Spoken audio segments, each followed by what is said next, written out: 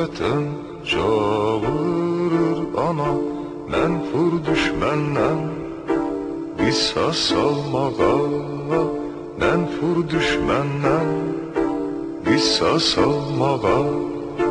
Səcdəgahdır, qibləgahdır, üç reyli Türk bayrağı, bir ovuç kül, bir ovuç yurt torpağı.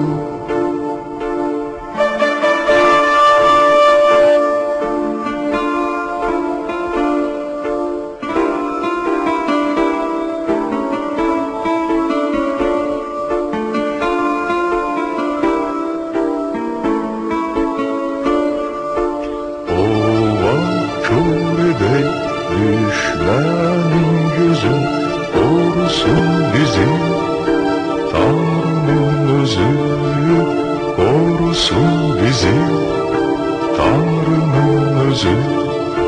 Səcdəgahdır, qibləgahdır, üç reyli Türk bayrağı, bir ovuç kül, bir ovuç yurt torpağı.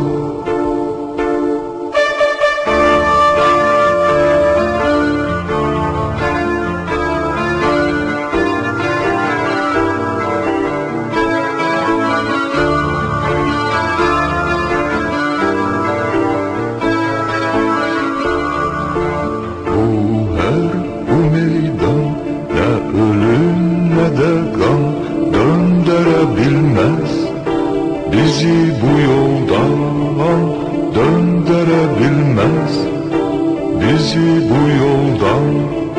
Secdegahtır, qibləgahdır, üç reyli Türk bayrağı, bir ovuç kül, bir ovuç yurt torpağı.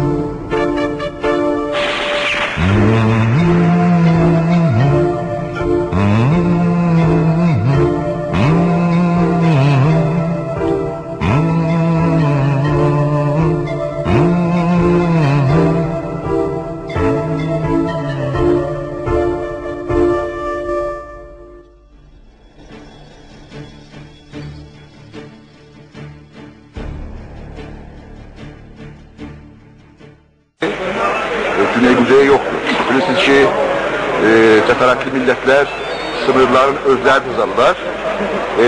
Araz bir sınır ve sərhəd olarak Azerbaycanlıların elinden dizilmeyip mütecavizlerin ve istimasların elinden dizilip ve ne vaxt Azerbaycan milleti severse o sınırları bozabilir. İstəyirəm bunu diyem ki Qarabağ Azerbaycanlının kuzeyli, güneyli, şərəfi ve namusu sayılır ve feylen tapdaq ve işgal altındadır.